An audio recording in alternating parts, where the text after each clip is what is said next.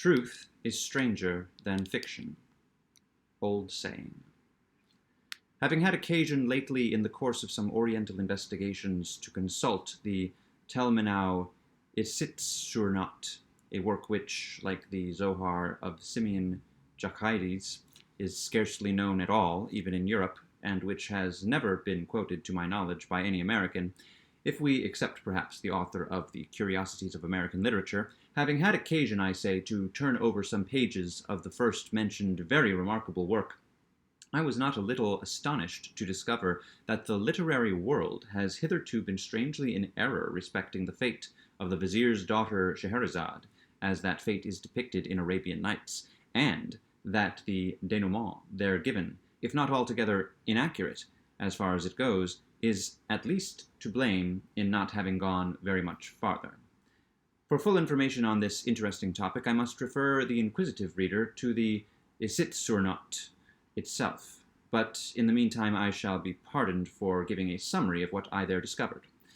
It will be remembered that in the usual version of the tales, a certain monarch, having good cause to be jealous of his queen, not only puts her to death, but makes a vow, by his beard and the prophet, to espouse each night the most beautiful maiden in his dominions, and the next morning to deliver her up to the executioner. Having fulfilled this vow for many years to the letter, and with a religious punctuality and method that conferred great credit upon him as a man of devout feeling and excellent sense, he was interrupted one afternoon, no doubt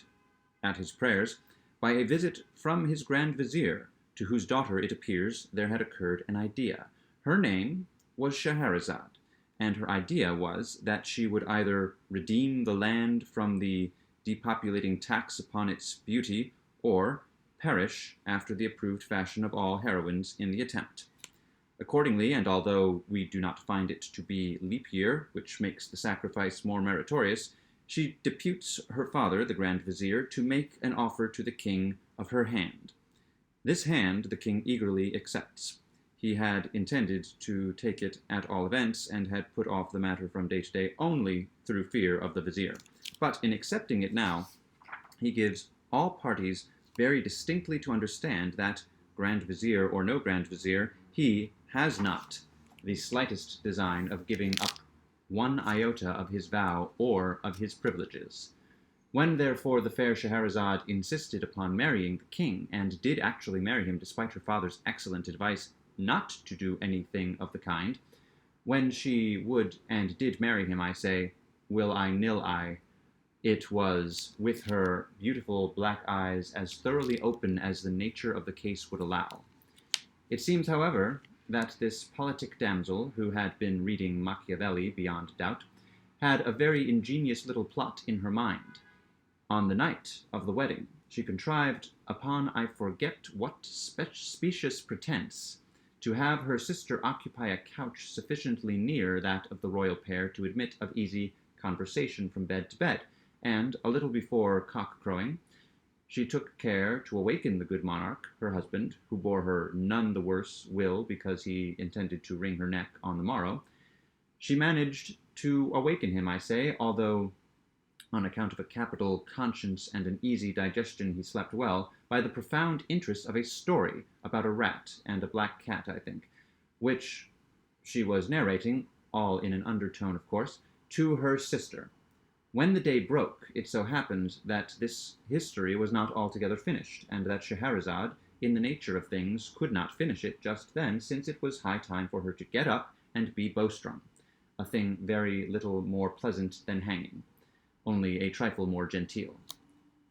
The king's curiosity, however, prevailing, I am sorry to say, even over his sound religious principles, induced him for this once to postpone the fulfillment of his vow until next morning, for the purpose, and with the hope, of hearing that night how it fared in the end with the black cat, a black cat I think it was, and the rat. The night having arrived, however, the Lady Scheherazade not only put the finishing stroke to the black cat and the rat was blue,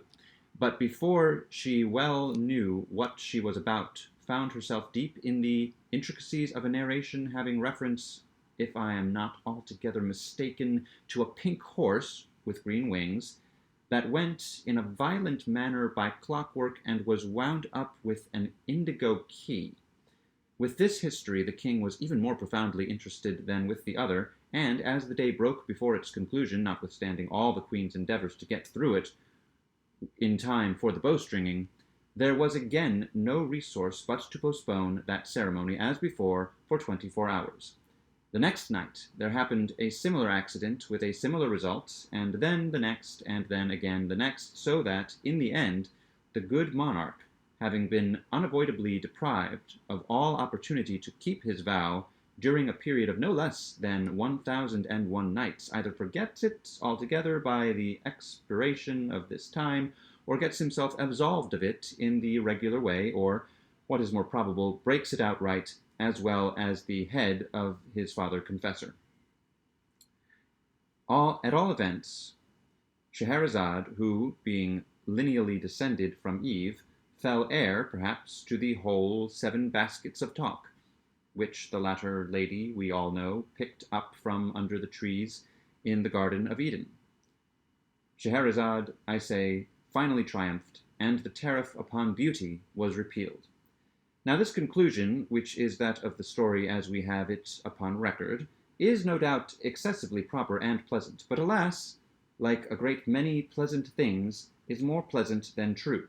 and I am indebted altogether to the Isaitsurnaut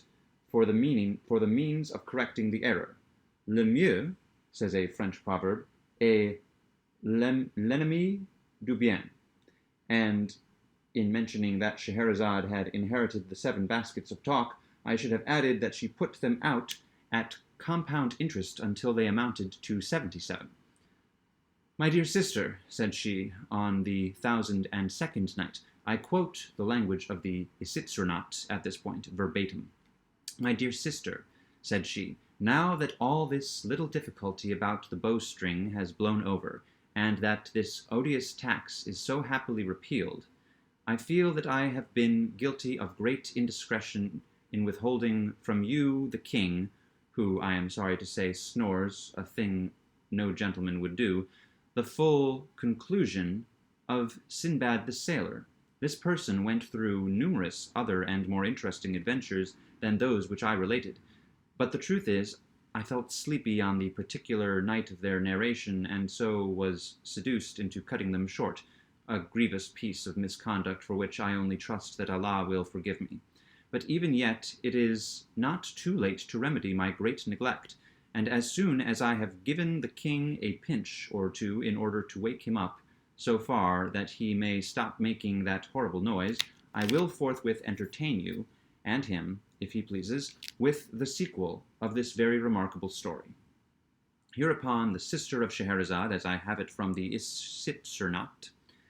expressed no very particular intensity of gratification, but the king, having been sufficiently pinched at length, ceased snoring, and finally said hum, and then hu, when the queen, understanding these words, which are no doubt Arabic, to signify that he was all attention, and would do his best not to snore any more, the queen, I say, having arranged these matters to her satisfaction, re-entered thus, at once, into the history of Sinbad the Sailor. At length, in my old age, these are the words of Sinbad himself, as retailed by Scheherazade, at length in my old age, and after enjoying many years of tranquillity at home, I became once more possessed of a desire of visiting foreign countries, and one day, without acquainting any of my family with my design, I packed up some bundles of such merchandise as was most precious and least bulky, and engaging a porter to carry them, went with him down to the seashore to await the arrival of any chance vessel that might convey me out of the kingdom into some region which I had not as yet explored.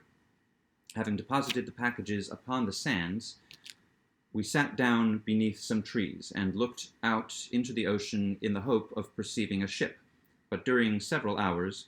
we saw none whatever. At length I fancied that I could hear a singular buzzing or humming sound, and the porter, after listening a while, declared that he also could distinguish it. Presently it grew louder, and then still louder, so that we could have no doubt that the object which caused it was approaching us. At length, on the edge of the horizon, we discovered a black speck, which rapidly increased in size until we made it out to be a vast monster, swimming with a great part of its body above the surface of the sea. It came toward us with inconceivable swiftness, throwing up huge waves of foam around its breast, and illuminating all that part of the sea through which it passed with a long line of fire that extended far off into the distance. As the thing drew near, we saw it very distinctly. Its length was equal to that of 3 of the loftiest trees that grow, and it was as wide as the great hall of audience in your palace, O most sublime and munificent of the caliphs. Its body, which was unlike that of ordinary fishes, was as solid as a rock, and of a jetty blackness throughout all that portion of it which floated above the water, with the exception of a narrow blood-red streak that completely begirdled it. The belly, which floated beneath the surface, and of which we could get only a glimpse now and then as the monster rose and fell with the billows, was entirely covered with metallic scales, of a color like that of the moon in misty weather. The back was flat and nearly white, and from it there extended upwards of 6 spines, about half the length of the whole body. This horrible creature had no mouth that we could perceive, but as if to make up for this deficiency, it was provided with at least 80 eyes that protruded from their sockets like those of the green dragonfly, and were arranged all around the body in 2 rows, one above the other and parallel to the blood-red streak, which seemed to answer the purpose of an eyebrow. 2 or 3 of these dreadful eyes were much larger than the others, and had the appearance of solid gold. Although this beast approached us, as I have before said, with the greatest rapidity, it must have been moved altogether by necromancy, for it had neither fins like a fish, nor webbed feet like a duck, nor wings like the sea-shell, which is blown along in the manner of a vessel. Nor yet did it writhe itself forward as do the eels. Its head and its tail were shaped precisely alike, only not far from the latter were 2 small holes that served for nostrils, and through which the monster puffed out its thick breath with prodigious violence and with a shrieking, disagreeable noise.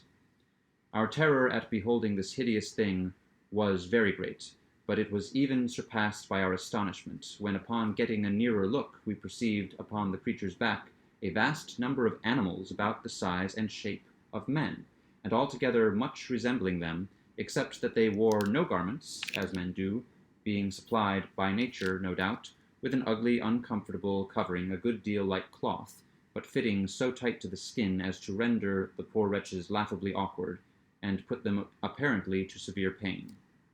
On the very tips of their heads were certain square-looking boxes, which at first sight I thought might have been intended to answer as turbans, but I soon discovered that they were excessively heavy and solid, and I therefore concluded they were contrivances designed, by their great weight, to keep the heads of the animals steady and safe upon their shoulders. Around the necks of the creatures were fastened black collars, badges of servitude, no doubt, such as we keep on our dogs, only much wider and infinitely stiffer, so that it was quite impossible for these poor victims to move their heads in any direction without moving the body at the same time, and thus they were doomed to perpetual contemplation of their noses, a view puggish and snubby in a wonderful, if not positively in an awful degree. When the monster had nearly reached the shore where we stood, it suddenly pushed out one of its eyes to a great extent, and emitted from it a terrible flash of fire, accompanied by a dense cloud of smoke, and a noise that I can compare to nothing but thunder. As the smoke cleared away, we saw one of the odd man animals standing near the head of the large beast, with a trumpet in his hand, and disagreeable accents that perhaps trumpet in his hand, through which, putting it to his mouth, he presently addressed us in loud, harsh, and disagreeable accents that perhaps we should have mistaken for language had they not come altogether through the nose. Being thus evidently spoken to, I was at a loss how to reply, as I could in no manner understand what was said, and in this difficulty I turned to the porter, who was near swooning through affright, and demanded of him his opinion as to what species of monster it was, what it wanted, and what kind of creature those were that so swarmed upon its back.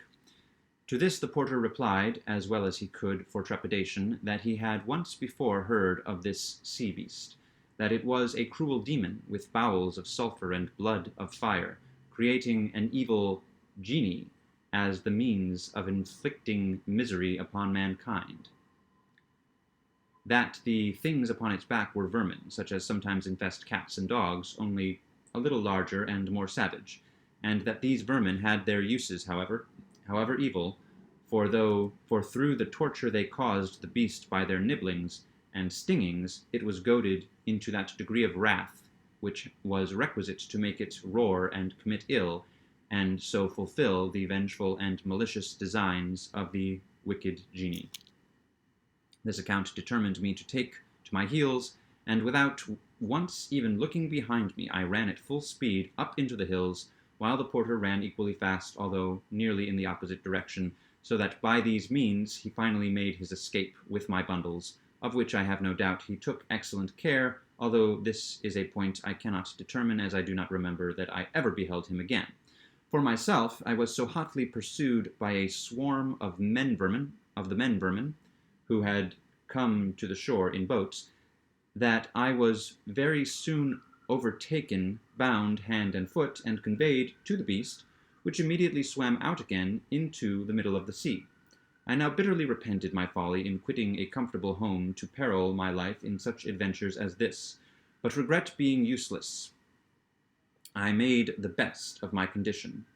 and exerted myself to secure the goodwill of the man-animal that owned the trumpet, and who appeared to exercise authority over his fellows.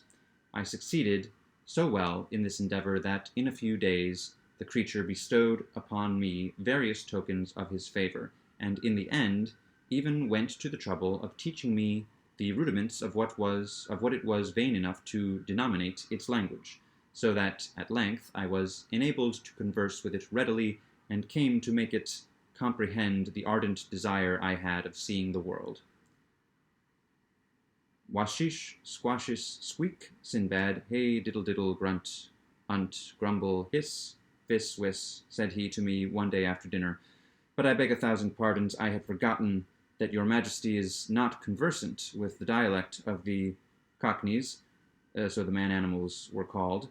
I presume because their language formed the connecting link between that of the horse and that of the rooster, Cockneys.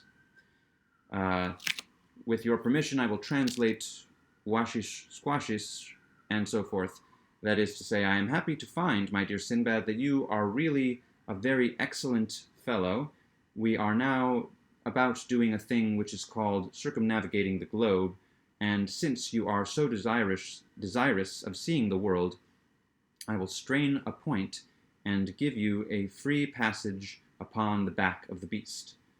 When the Lady Scheherazade had proceeded thus far, relates the Isitsurnat, the king turned over from his left side to his right, and said, "It is, in fact, very surprising, my dear queen, that you omitted hitherto these latter adventures of Sinbad. Do you know I think them exceedingly entertaining and strange?" The king having thus expressed himself, we are told, the fair Scheherazade resumed her history in the following words. Sinbad went on in this manner with his narrative. I thanked the man-animal for its kindness, and soon found myself very much at home on the beast, which swam at a prodigious rate through the ocean, although the surface of the latter is, in that part of the world, by no means flat, but round like a pomegranate, so that we went, so to say, either uphill or downhill all the time.